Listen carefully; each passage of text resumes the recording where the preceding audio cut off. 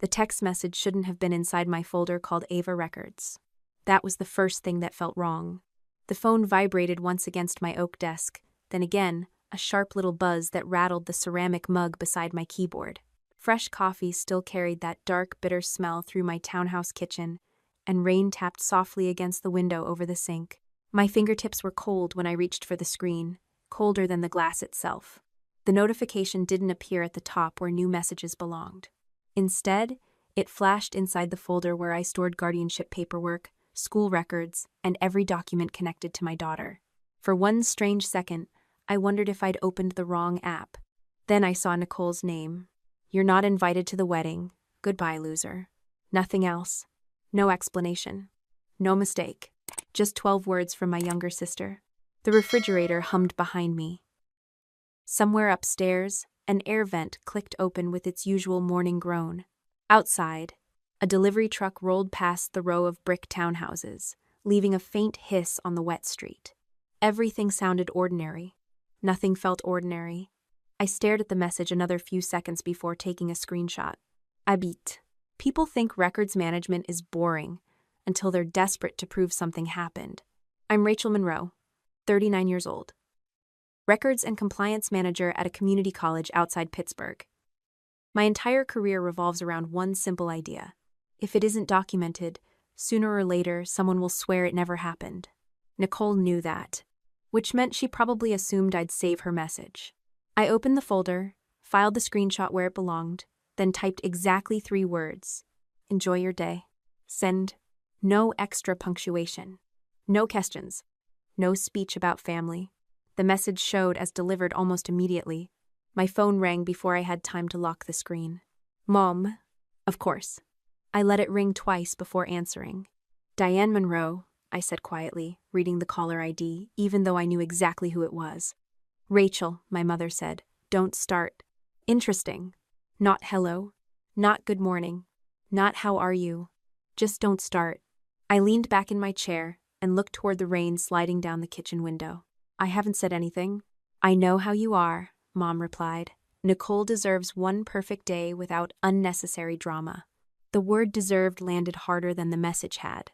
I rested one hand against the warm coffee mug. What drama? I asked. Silence. Only for a heartbeat. Then she said, You know what I mean? No, I answered. Actually, I don't. Another pause. Rachel, what exactly can I ruin if I'm not invited? The house settled around me with a soft creak. Mom didn't answer. You can't honestly believe I can destroy a wedding from my own living room. I just don't want any scenes. I won't be there. I know. Then why are you calling? She exhaled sharply. You've always been difficult when you're hurt. I almost smiled. That sentence had survived decades inside our family. Whenever someone else caused the damage, somehow my reaction became the problem. I have work this morning, I said. Is there anything else? Mom ignored the question. Nicole finally found someone who loves her. I'm happy for her. Are you? I just said I was. Another long silence. Something underneath the conversation felt unfinished. Not hidden exactly. Waiting? She changed subjects too quickly. Did Ava already leave for school? No. You should encourage her to be supportive. Supportive of what? The wedding. She wasn't uninvited. Mom caught herself. I heard it. Barely a breath. Then she said, That's not what I meant. Except it probably was. The call ended a minute later, with neither of us saying goodbye. I placed the phone face down on the desk and returned to the spreadsheet waiting on my computer. Compliance audits don't stop because families fall apart.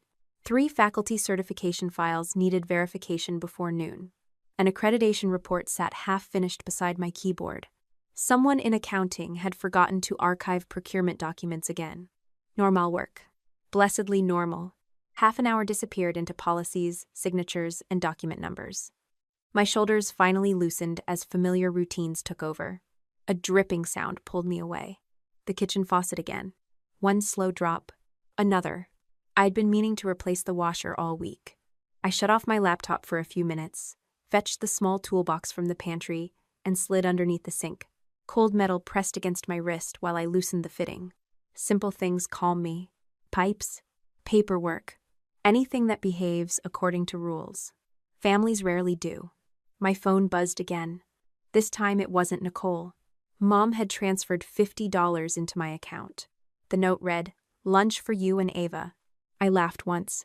Not because it was funny, because it never changed. Money had always arrived with invisible strings attached. I reversed the transfer without touching the amount. A minute later, she texted, "You don't have to prove anything." I didn't answer. The faucet stopped dripping after I tightened the valve. That felt more satisfying than arguing ever had. Around lunchtime, the front door opened and closed with a familiar thump. "I'm home," Ava called. Kitchen. Sneakers squeaked across the hardwood floor. At 14, she was all elbows, backpacks, and windswept brown hair that refused to stay tied back. She dropped everything beside the island. "You got the seating chart?" I did. Her face tightened. "My name's there." "I expected that." "You aren't." I noticed. She looked at me for several seconds. The girl had inherited Nicole's eyes. Everything else belonged entirely to herself. "Aren't you mad?" I rinsed my hands beneath warm water. Mad won't improve the situation. "It isn't fair." "No." She waited, probably expecting me to say more. Instead, I dried the wrench, returned it to the toolbox, and reached for 2 bowls. Tomato soup always tasted better on rainy afternoons. "Did Nicole text you today?" I asked. A spoon clinked lightly against ceramic. "No." Too fast. Not convincing. I looked up. Ava had already turned her phone face down. The motion lasted less than a second. Enough. Not enough to accuse. Just enough to remember. I set grilled cheese onto her plate. "When was the last time she contacted you?" "A couple days ago." "What about?" "Wedding stuff." "Anything unusual?" She shook her head. "I don't think so." I nodded once. "You remember our rules?" "I know." "Say them anyway." She rolled her eyes with practiced teenage exhaustion. "I don't meet anyone alone." I smiled a little. "Good. I don't keep secrets about where I'm going. And if an adult asks me to hide something from you, I tell you." "Exactly." Her shoulders relaxed. "So you don't think I'm lying?" "I think you're deciding whether you're ready to tell me something." Ava looked down into the soup. Steam drifted upward between us. She stopped. "It's okay. I don't want everyone fighting again." Neither did I. Not because I believed peace was possible. Because I'd spent 14 years cleaning up after every explosion. The afternoon passed quietly. Homework. Laundry. Another hour finishing accreditation paperwork. By evening, the rain had stopped, leaving damp leaves scattered across the sidewalk outside. After Ava went upstairs, I carried a small brass key to the hall closet. Most people would have stored photo albums there. Mine held a fireproof lockbox. The lid opened with a familiar click. Inside rested a court order granting me permanent legal guardianship. Below it lay visitation schedules with dates crossed out one after another. Emails, medical records, school forms, every canceled promise, every signature, every piece of paper someone might someday claim never existed. One envelope smelled faintly of old cardboard and printer toner. Nicole's email from years ago waited inside. "I am not ready to be her mother." I didn't unfold it. Didn't need to. Some sentences stay memorized forever. The box closed. The key turned. For another night, the evidence remained exactly where it belonged. I was halfway upstairs when my phone chimed. An automatics email. Ride confirmation. Pickup scheduled for tomorrow morning. Passenger. Ava Monroe. Pickup location. My home address. Booked by Rachel Monroe. My name sat beneath the booking as neatly as if I had typed it myself. For several seconds, nothing moved except the small blue cursor blinking beside the confirmation number. The house had gone quiet. Ava's shower ran upstairs, water hissing through old pipes, while the furnace breathed warm air through the vent near my feet. Pickup time was 7:15 the next morning. Destination withheld. A line beneath it read, "Special instructions attached." I set the phone on the hall table, unlocked my laptop, and opened the confirmation email on a larger screen. The message had come from a regional car service used for airport trips, corporate pickups, and weddings, not a rideshare. Someone had paid for a scheduled driver. My full name appeared in the customer field. Rachel Monroe. The billing email was hidden behind asterisks. The contact number ended in digits I did not recognize. Ava's name appeared under passenger details, followed by her age. 14. Whoever made the booking had told a transportation company exactly how old she was. Upstairs, the water shut off. I downloaded the confirmation as a file, saved the original email, then took screenshots that included the timestamp and sender information. My hands stayed steady until I reached the note at the bottom. Do not contact household number before arrival. Minor is expected. A cold line moved from the base of my neck to the center of my back. This was not a misunderstanding. Someone expected Ava to walk out of my house without me knowing. I opened the permanent guardianship folder and pulled the court order from its plastic sleeve. Then I found my property tax statement, my driver's license, and the utility bill that showed my name beside the pickup address. The car service's safety number appeared at the bottom of the email. A woman answered after several rings. Passenger safety, this is Marisol. How may I help you? My name is Rachel Monroe, I said. I received a confirmation for a trip I did not book. The passenger is my 14-year-old daughter. Keys clicked on the other end. Do you have the booking number, Miss Monroe? Marisol asked. I read it slowly. More typing followed. I can see the reservation, Marisol said. Before we continue, I need to explain that I cannot provide billing information or make changes without verifying the account holder. That makes sense, I replied. The problem is that the account holder used my name. The typing stopped. Are you saying this may involve identity misuse? I'm saying I did not arrange a driver to collect a minor from my home tomorrow morning. A chair creaked through the phone. Is the minor your legal child? Marisol asked. I have permanent legal guardianship. Can you provide documentation? Yes. Marisol sent a secure upload link while we remained connected. I scanned the court order, my identification, and the document showing that the pickup address belonged to me. Ava's bedroom door opened upstairs. Floorboards shifted above the kitchen. Mom, Ava called. I'm downstairs, I answered. Her footsteps started toward the stairs. Please give me 1 moment, I told Marisol. I muted the call before Ava entered the kitchen wearing pajama pants and an oversized sweatshirt.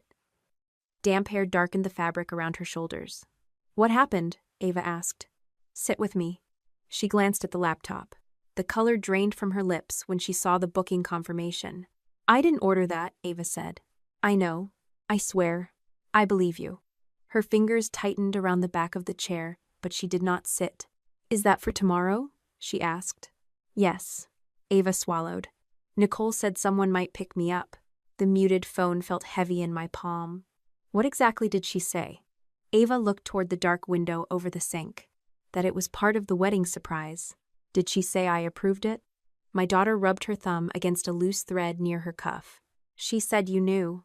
Did she say why I wasn't going? Ava's gaze dropped. She said you were embarrassed. The refrigerator motor kicked on behind us. I could hear every soft vibration inside the walls. Embarrassed about what? I asked. Ava shook her head. She didn't explain. Not yet.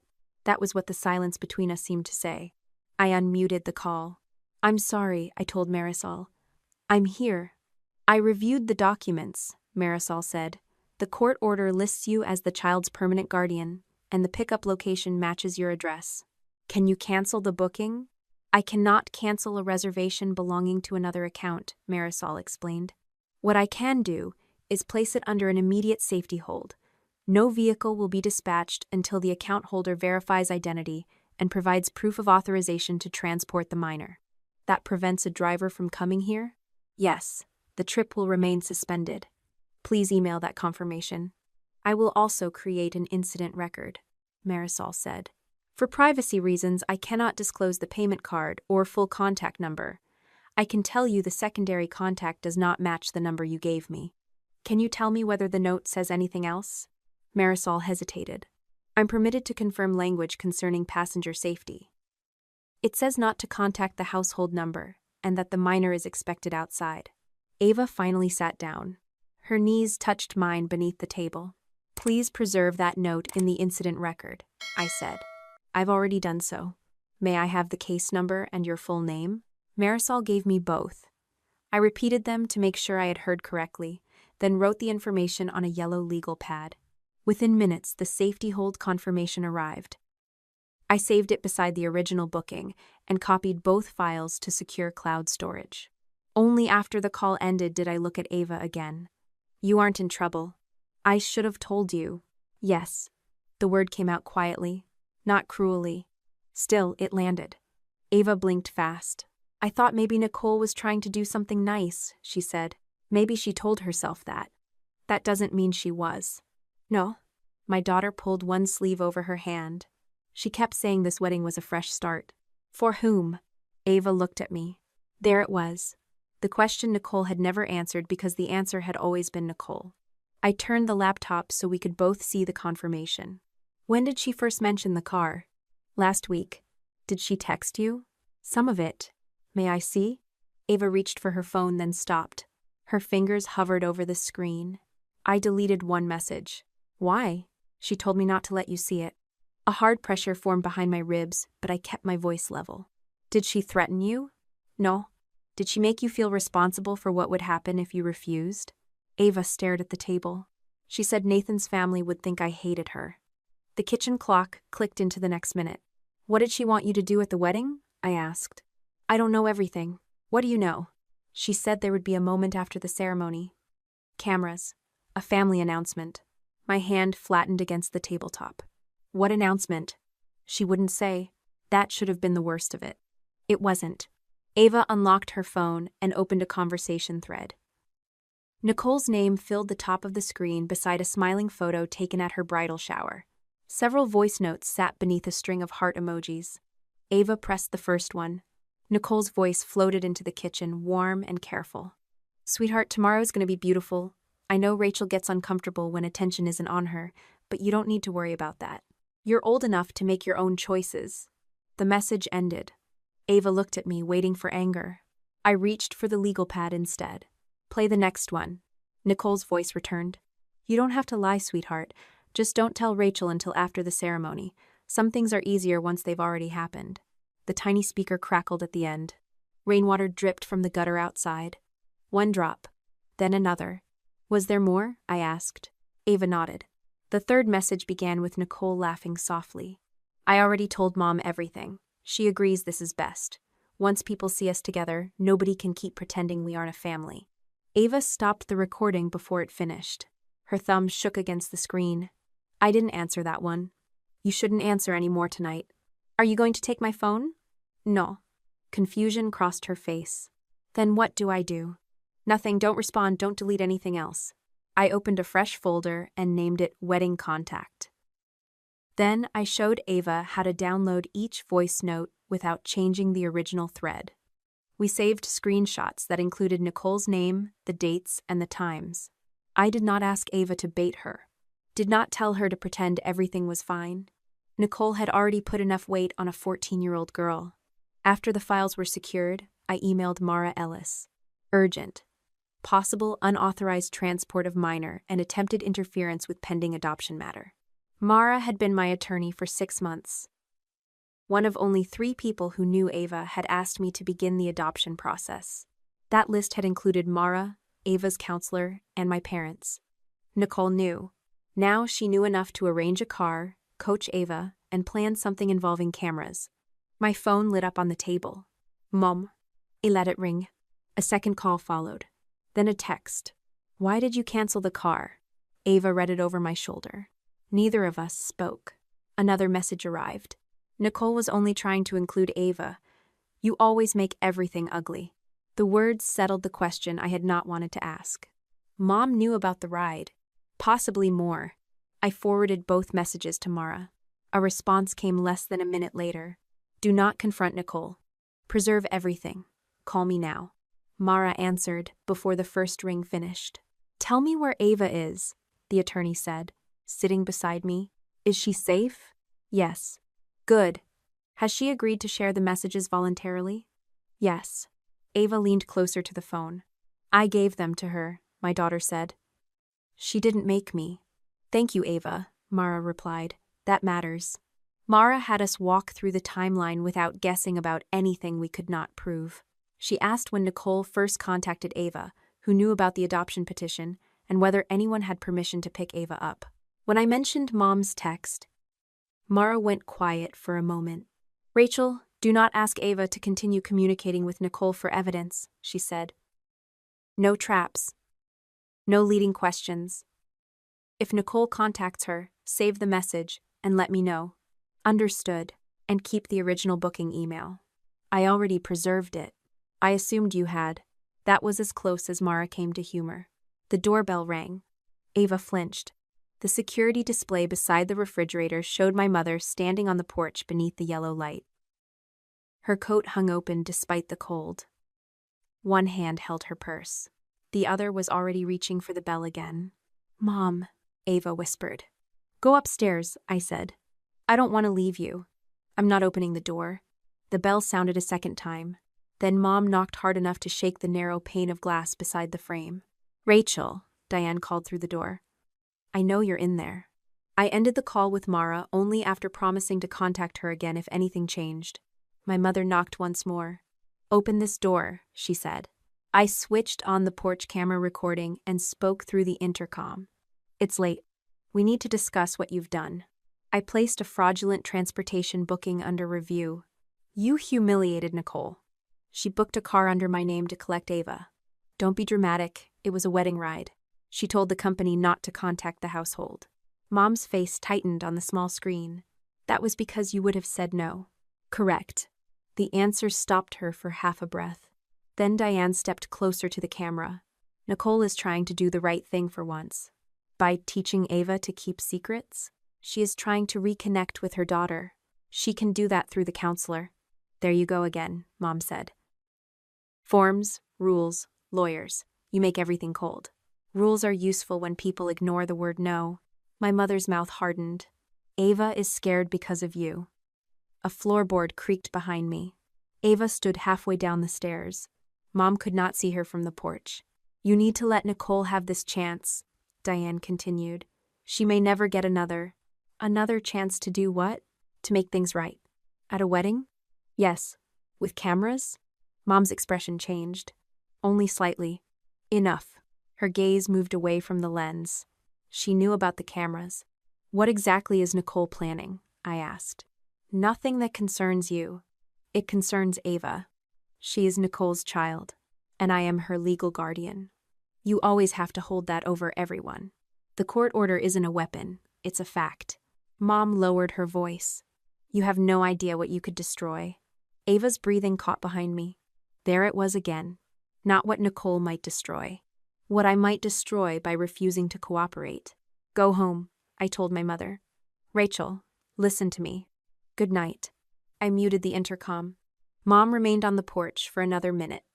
Her mouth moved, but no sound entered the house. Eventually, she turned and walked toward her car. The red tail lights disappeared beyond the wet trees. Ava came down the remaining stairs. "Mom?" "Yes?" Her face looked younger than 14 under the dim hallway light. "What if Nicole is planning to tell everyone you stole me?" Ava's question stayed between us after the taillights vanished. "What if Nicole is planning to tell everyone you stole me?" The porch light cast a pale rectangle across the floor. My mother had left damp footprints on the brick step, dark marks leading away from the house. And for some reason those prints bothered me more than her words. They would dry by morning. The lie would not. "Come sit down," I said. Ava followed me into the kitchen and curled into the chair she had used since elementary school. Her knees were too long for it now. One foot hooked around the bottom rung, while the other tapped softly against the tile. I brought the lockbox from the hall closet and set it on the table. Metal struck wood with a dull thud. Ava stared at it. "You keep everything in there?" "Everything that matters." The brass key resisted before turning.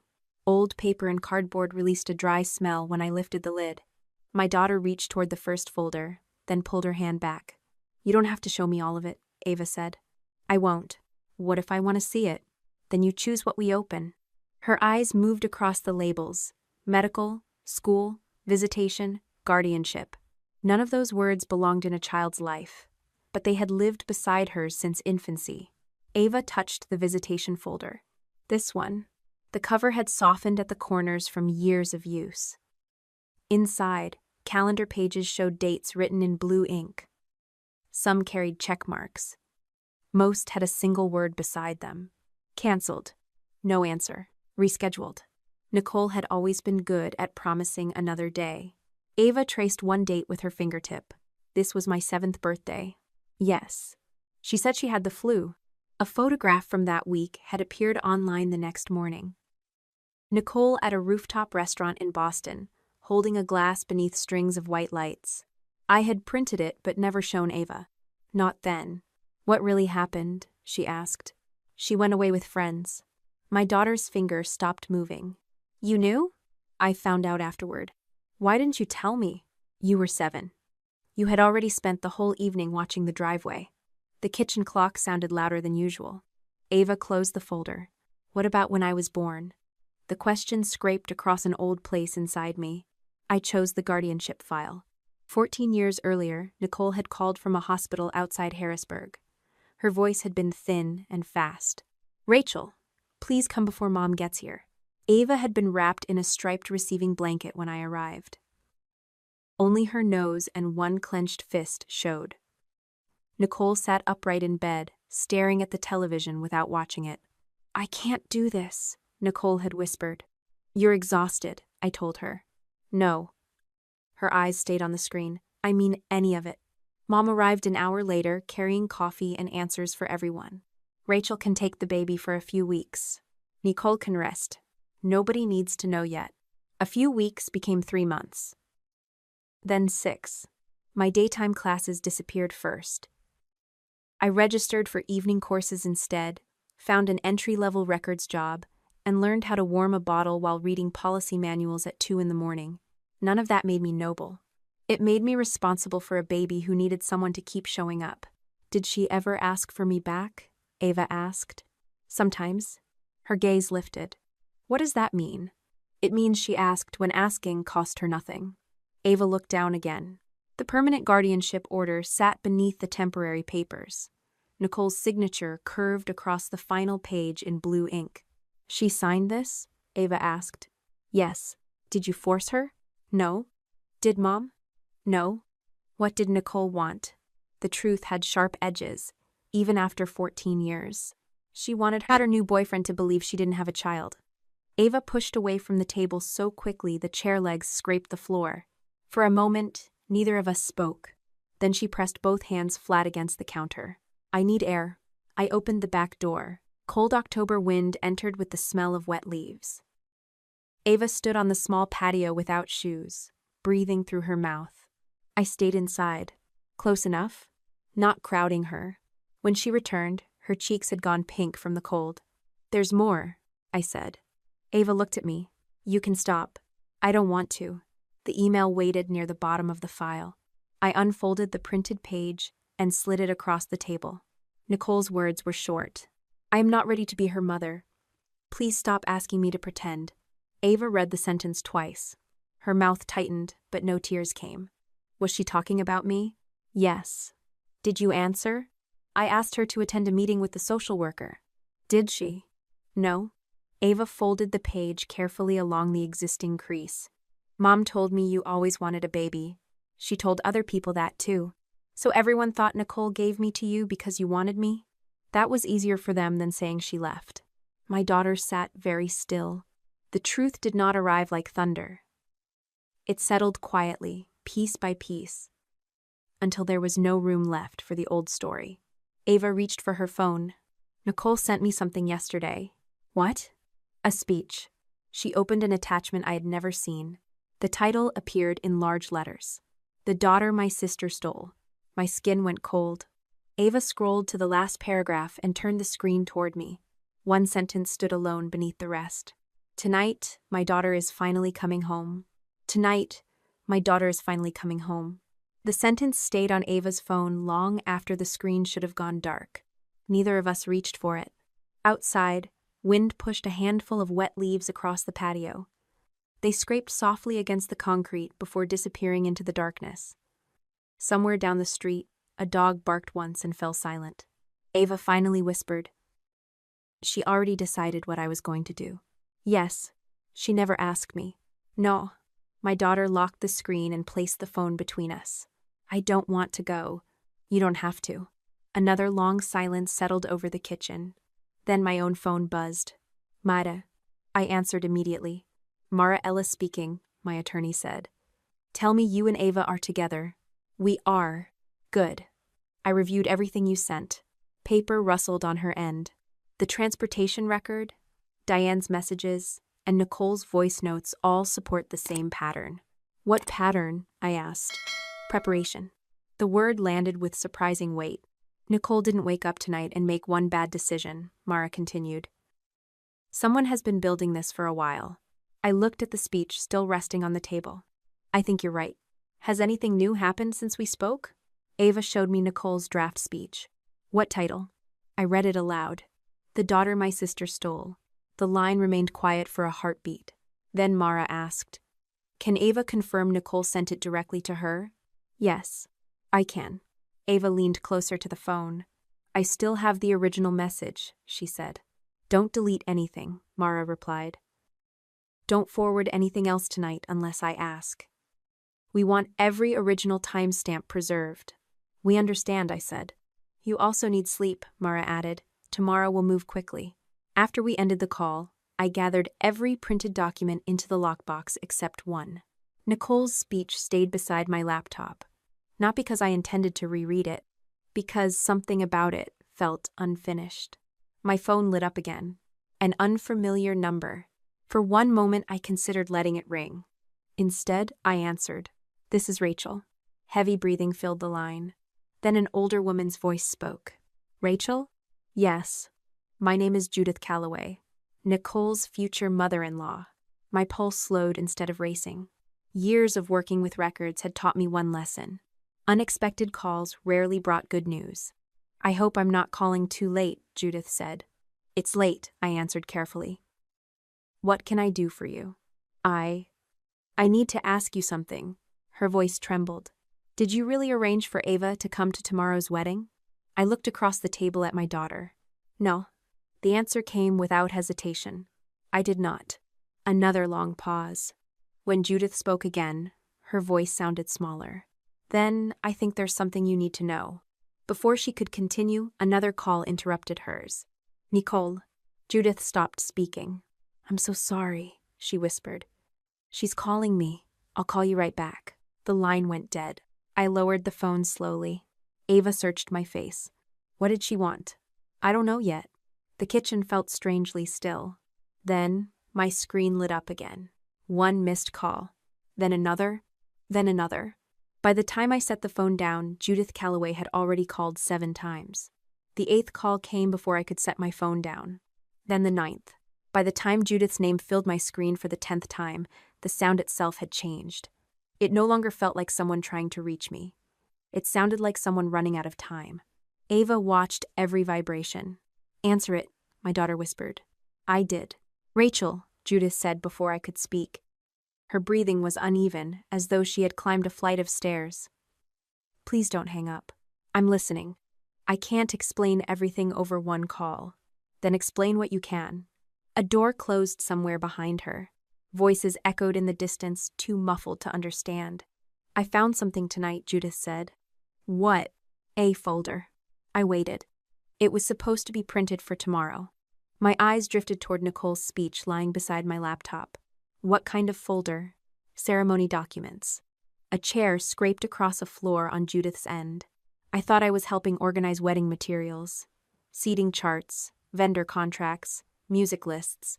And there were other files. My fingers tightened around the phone. What files? A speech. I've already seen that. Silence. You have? My daughter showed it to me. Judith let out a slow breath. Then you know. No, I answered quietly. I know one piece. Another pause followed. I also found transportation paperwork, Judith said. The room seemed to shrink around me. A scheduled car? Yes, I already stopped it. You stopped it? The company placed it under review. Judith said nothing for several seconds. When she spoke again, relief mixed with disbelief. Thank God. What else? There was a photograph release. I frowned. A what? A consent ferme? My heartbeat slowed instead of speeding up. Slow was dangerous. Slow meant my mind had started putting pieces together. For photography? I asked. Yes. For Ava? I believe so. I opened my notebook and wrote 2 words. Photo release. What exactly did it say? I couldn't read every page before. Judith stopped herself. Before what? Nicole walked back into the room. A suitcase rolled across tile somewhere behind her. Voices grew louder. I hid the folder under another stack of papers. You didn't take it? I couldn't. The disappointment barely had time to settle before Judith continued.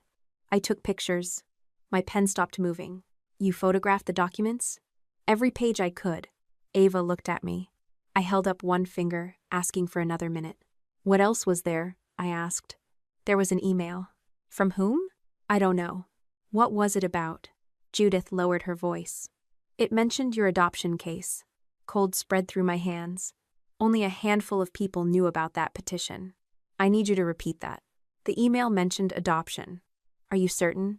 I read it twice because I didn't understand why wedding papers would include family court. I closed my eyes for one brief second. Nicole hadn't been planning a reunion. She had been planning evidence. Rachel? Judith asked softly. I'm here. I believed everything Nicole told us. I figured. She said you were obsessed with keeping Ava away from her. I know. I believe that too. Neither apology nor anger mattered tonight. Only facts. Can you send me those photographs? I asked. I will. Don't edit them. I won't. Don't crop them. I understand. Send every image exactly as your phone saved it. I already locked them. Good. That single word stayed inside my head. Good. Not because things were improving. Because someone besides me had finally started preserving the truth. Just as Judith ended the call, another message arrived. Unknown number. Only one sentence. Tell Rachel she has no idea what tomorrow is really about. The message disappeared almost as quickly as it appeared. Tell Rachel she has no idea what tomorrow is really about. No name. No number I recognized. Only those 11 words. I took a screenshot before anything else. Then another that included the timestamp, the unknown sender, and the lock screen. Habit had become instinct years ago. Ava looked over my shoulder. Was that Nicole? I don't know. But you think it was. I think someone wanted me to read it. That was different. My phone vibrated again. Judith. I answered immediately. Rachel, Judith said. I sent everything. I'm opening it now. 5 photographs arrived through an encrypted link. The first showed Nicole's speech. The second showed a transportation confirmation with Ava's first name visible before another page covered the rest. The third made my stomach tighten. A photo release. Across the top, bold letters read, Event Media Authorization. The signature line was blank. Thank God. Nicole had planned for Ava to sign it after arriving. Not before. The fourth picture showed part of an email. Most of the screen had been cut off because Judith had taken the photograph quickly, but one paragraph remained readable. Video documentation of reunion may support future litigation only if relationship appears genuine. The sentence ended there. Nothing more. Nothing less. A carefully staged reunion. Not for memories. For court? Rachel? Judith asked softly. I'm here. I couldn't get a better picture. You got enough. I wanted to take the laptop. No. Silence. You did the right thing, I continued. If those files disappear tonight, these photographs become even more important. Judith released a slow breath. I kept thinking about Ava. So I have grandchildren, Judith said quietly. No child should walk into something like this without knowing. My eyes stayed on the photograph. Nicole had never planned to surprise guests. She had planned to surprise Ava. Has Nathan seen any of this? I asked. Not yet. Will he? Yes. When? As soon as I can get him alone. The answer sounded honest. Not dramatic. Simply determined. That's enough for tonight, I told her. I'm sorry I believed her. I know. I'll call again if anything changes. After the call ended, I forwarded every image to Mara. Her reply arrived less than 2 minutes later. Excellent preservation. Do not contact Nicole. Short. Direct. Exactly what I expected. Ava sat quietly across from me. She wanted me to sign that? My daughter asked. I believe so. So everyone could record it? Yes. She wrapped both arms around herself. I thought tomorrow was supposed to be about a wedding. So did I. A tear finally slipped down her cheek. Not loud. Not dramatic. Just one silent tear. I kept wondering why she suddenly wanted me there so badly, Ava whispered. I moved beside her and rested one hand across her shoulders. You did nothing wrong. I almost believed her. That was the plan. She leaned against me for a long moment. Then my laptop chimed. A new email. From the transportation company. Subject. Safety incident updated. I opened it. One sentence stood out immediately.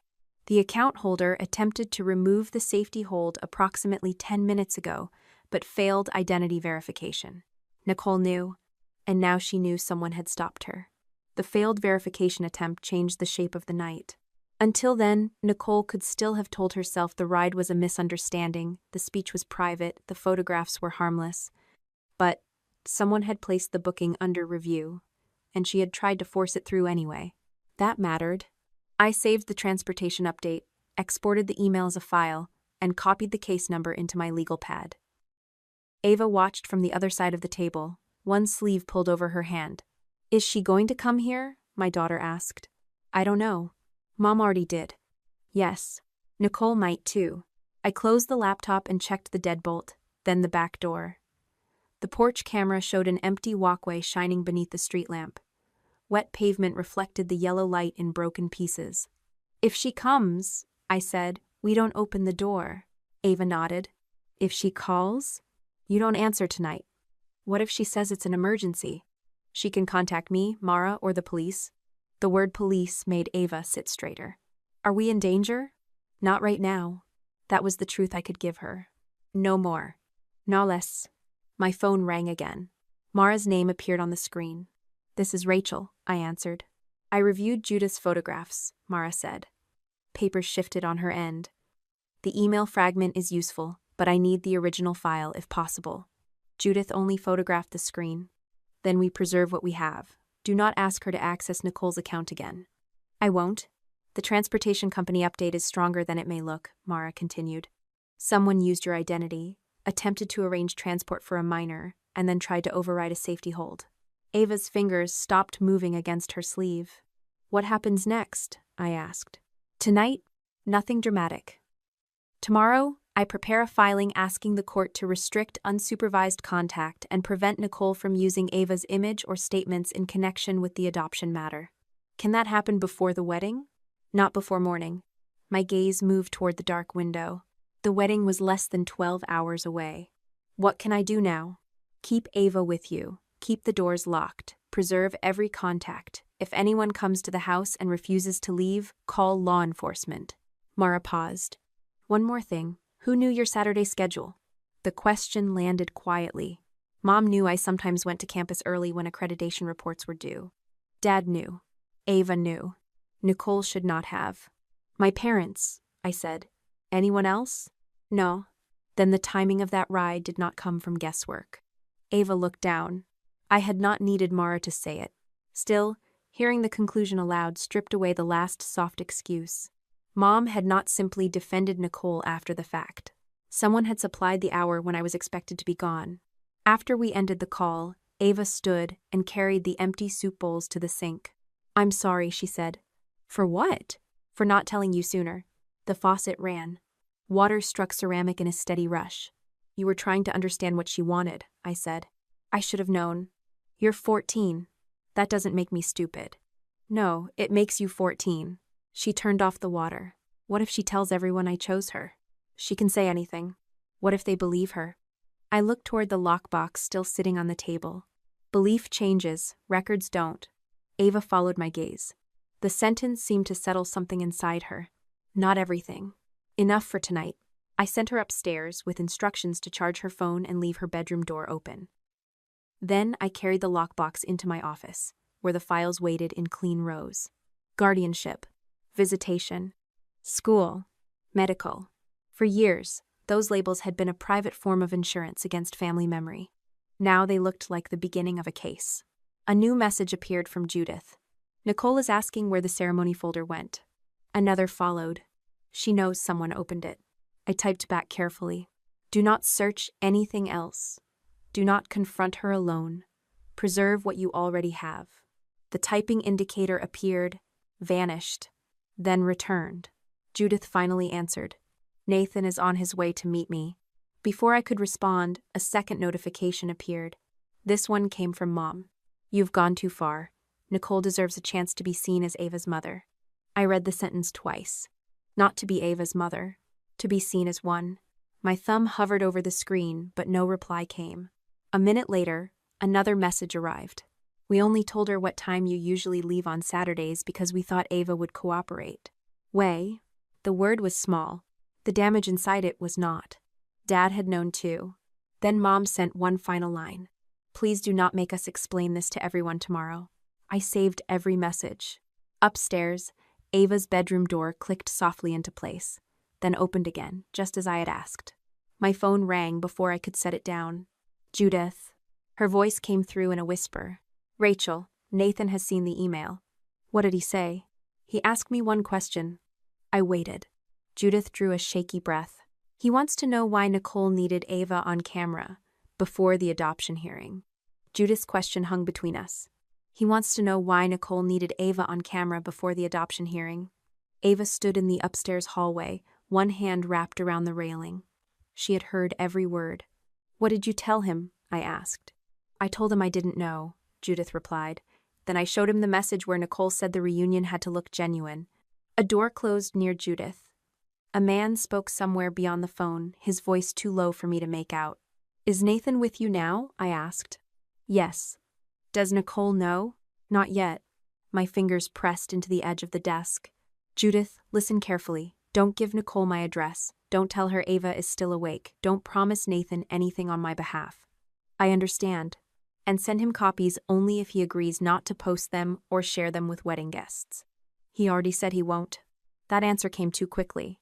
Have him tell me himself. A pause followed. Then a different voice entered the call. This is Nathan Calloway, he said. His voice sounded controlled, but each word landed too firmly, as if control required effort. Rachel, I won't share anything involving Ava, Nathan continued. Not with guests, not online, not with anyone who doesn't need to know. Thank you. I need to ask you something. You can ask. Did Nicole ever tell you she wanted custody? Ava came down 2 steps, then stopped. No, I answered. She asked for private visits when it suited her. She never completed the reunification plan. Did you stop her from seeing Ava? No. I required her to follow the counselor's recommendations. Nathan breathed through his nose. Judith said nothing. Nicole told me you refused every request, Nathan said. I have 14 years of canceled visits, unanswered emails, and signed court records. The line went silent. Was she planning to announce this tomorrow? Nathan asked. She sent Ava a speech titled, The Daughter My Sister Stole. A rough sound came through the phone. A chair moving, perhaps. Maybe Nathan standing. I need to see that, he said. Ava received it directly. I'll send it through Judith after my attorney confirms the safest way. That's fair. New argument? No demand. That told me more than an apology would have. Nathan, I said, Ava is not part of a wedding dispute. She is a child who was told to hide a ride from her legal guardian. I understand. Do you? Ava watched me from the stairs. Nathan took a long breath. I understand enough to know the wedding cannot happen until I hear Nicole answer for this. Not cancelled. Not yet. But no longer certain. After the call ended, I sent Mara the new messages from Mom, including the line about what time I usually left on Saturdays. Her response arrived almost immediately. Do not reply. I will add them to the filing. I walked upstairs and found Ava sitting on the top step. Is Nathan mad? She asked. I think he has questions. Will he still marry her? I don't know. Would you? The question surprised a laugh out of me. One small sound in a house that had held too much silence. No. Ava's mouth lifted for half a second, then flattened again. What happens tomorrow? You stay with me. What about the wedding? That is Nathan's decision. And Nicole? She is responsible for whatever follows. We slept badly. By 6 the next morning, pale light had begun to press through the kitchen blinds. Frost silvered the edges of the back steps. I made scrambled eggs while Ava sat at the table wearing thick socks and one of my old college sweatshirts. My phone remained beside the stove. At 6:30, Mom called. He let it ring. At 6:32, she called again. Then came a message. Bring Ava to the venue now. We can fix this before guests arrive. I turned the screen toward Ava. Her fork stopped halfway to her mouth. She still thinks I'm going? She hopes pressure will work. Another text appeared. Nathan is confused. Nicole needs Ava there to explain. Ava set down her fork. I'm not explaining anything. You don't have to. At 7:15, the time the car had been scheduled to arrive, I opened the porch camera. No vehicle waited outside. The safety hold had worked. Ava saw the empty curb and released a breath she had probably been holding all morning. At 8, Judith sent a message. I showed Nathan the full folder. He is speaking to Nicole now. Nothing followed. 8:15, 8:30. The clock above the stove sounded too loud between every minute. Ava tried to read but turned the same page 3 times. At 9:12, my phone rang. Judith. I answered. What happened? Her breathing was unsteady. Nathan asked her about the court order, Judith said. Then he asked why she needed cameras. And? She said you forced her to sign everything. I looked at the copy of Nicole's email on the table. She always says that after the signature matters. Judith lowered her voice. Nathan read her own message back to her. The one about Ava calling her mom in front of 200 people. A door opened on Judith's end. I have to go, she whispered. Nicole just came out. The call ended. An hour passed before another message arrived. This one came from Nathan.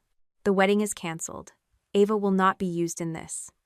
I am sorry I believed what Nicole told me about you. Ava read it beside me. Neither of us celebrated. My daughter only leaned back in her chair and closed her eyes. Then the doorbell camera chimed. A black car had stopped in front of the townhouse. Nicole stepped out wearing her wedding dress. I'll stop there. You don't have to hide anymore. Nicole's voice came through the doorbell speaker before I could answer. Rachel, open the door. The wedding dress looked nothing like the photographs she had proudly posted over the past 6 months. White satin clung to damp grass near the curb. One side of the skirt carried a gray streak where it had brushed against the parking strip. Her veil was gone. Loose strands of blonde hair stuck to tear-stained cheeks. She looked exhausted. She also looked dangerous. Not because I thought she would break the door, because desperate people often stopped caring where the truth ended. Ava stood beside me, frozen. Go upstairs, I said quietly. I don't want to leave you. I know, please. For a moment, she didn't move. Then she nodded and climbed the stairs without another word. I waited until I heard her bedroom door close before switching on the microphone connected to the front camera. I'm not opening the door, Nicole. You already ruined everything. No. You turned Nathan against me. I never spoke to Nathan. A sharp laugh escaped her. You don't have to. You always collect people the way you collect paperwork. The sentence almost sounded familiar. Mom had said something similar years ago. Rachel always needs proof. Rachel always has a file. Rachel never lets anything go. Back then, those words had made me wonder whether I really was cold. Standing safely inside my own home while my sister demanded access to a child she had tried to manipulate, they sounded different. Prepared. Not cold. Nicole stepped closer to the camera. I just want to talk to Ava. No? You can't keep hiding her. I'm protecting her. You've been saying that for 14 years. I've been doing that for 14 years. She slapped one hand against the door. Not hard enough to damage it. Hard enough to make the glass vibrate. You stole my life. No? You stole my daughter. No. You made everyone believe I abandoned her. You signed the guardianship order. Nicole's face changed. Only for an instant. Then anger rushed back into the empty space. You forced me. I have your email. I was young. I know. I was scared. I know. You should have helped me. I did. You should have given her back. The silence after those words lasted longer than anything either of us had said. Finally, I answered. You never came back to take responsibility. Nicole's breathing grew heavier. You don't understand. Then explain. She looked over one shoulder toward the empty street before facing the camera again. I needed tomorrow. Why? I needed people to see us together. For what? So nobody could separate us again. I felt my pulse slow. Whenever Nicole believed she was winning, she talked too much. What did you mean by that? I asked. You know exactly what I mean. No. The adoption. There it was. Not grief. Not motherhood. The adoption. You found out. You think Mom wouldn't tell me? Nicole snapped. You were going to erase me. I was following Ava's wishes. You filled her head with lies. I showed her your own emails. You had no right. I had every right to answer her questions honestly. Nicole looked past the camera again, searching the street as if expecting someone to rescue her. No one came. You don't understand what Nathan's family would have thought if they knew. I didn't answer. She did. They would have left. So this was about Nathan? No. So this was about appearances? No. Then why did you need cameras? Nicole opened her mouth. Nothing came out. Not a single word. The quiet told me more than any confession could have. She had rehearsed speeches. She had rehearsed tears. She had never rehearsed the truth. Her phone rang. She glanced at the screen. Ignored it. It rang again, almost immediately. This time she answered. What? Even through the closed door, I could hear a man's voice speaking rapidly. Nathan. Nicole's face drained of color. No, she whispered. Another pause. You can't. More silence. Then her shoulders sagged. The call ended. She stared at the dark screen for several long seconds before looking back toward the camera. It's over, she said. I didn't ask what she meant. I already knew. She took one slow step backward. Then another. Before turning away, she spoke so quietly I almost missed it. Mom said once everyone saw Ava call me Mom, nobody could take her away from me. The words settled into the camera microphone with perfect clarity. I saved the recording before she reached her car. Less than a minute later, Mara called. Rachel, my attorney said, please tell me your doorbell camera was recording. Every second. Good. I looked through the window as Nicole drove away, without once looking back at the house where her daughter still lived. I think, I said quietly, she finally gave us the one statement she could never take back. Mara arrived before noon carrying 2 thick folders and a travel mug that had long since gone cold. She did not begin with legal strategy. She looked at Ava first. How are you holding up? Mara asked. I'm tired, Ava answered. That makes sense. No speeches, no promises, just honesty. Mara spread the documents across my dining table while sunlight finally pushed through the gray morning clouds. The same kitchen that had held fear the night before now held neatly labeled folders, printed emails, and one small flash drive containing the doorbell recording. You did exactly what you needed to do, Mara said. Nothing more. That was the goal. The recording matters. So do the messages. Yes. She tapped the folder containing Nicole's voice notes. So does this. Ava reached across the table and took my hand. I don't want any more fighting, my daughter said quietly. There will probably be more paperwork, Mara replied with a gentle smile. But fighting and paperwork are not the same thing. For the first time since Nicole's message arrived, Ava almost smiled. Over the following weeks, life settled into a slower rhythm. School, homework, my office, counseling appointments, conversations with Mara. None of it happened overnight. Nothing important ever did. Nicole's attorney eventually contacted Mara. The message surprised no one. Nicole would no longer oppose the adoption petition. There were conditions she wanted. Privacy. No public release of Ava's records. No unnecessary exposure. Mara read every page before sliding the proposal toward me. What do you think? She asked. I think Ava deserves privacy. She does. I never wanted to destroy Nicole. I know. I only wanted the truth to stop changing. Mara nodded once. Then we moved forward. Mom called several times during those weeks. Sometimes she left long messages about forgiveness. Sometimes she cried. Sometimes she blamed me for losing the wedding. I saved every voicemail. I returned none. Dad sent only one letter. Inside was a short apology written in careful handwriting. He admitted he had known Mom shared my Saturday schedule. He admitted staying silent because keeping peace had always seemed easier than confronting Nicole. The envelope remained unopened after the first reading. Some words arrived too late. Months later, the courtroom looked nothing like television. No crowded gallery, no dramatic speeches.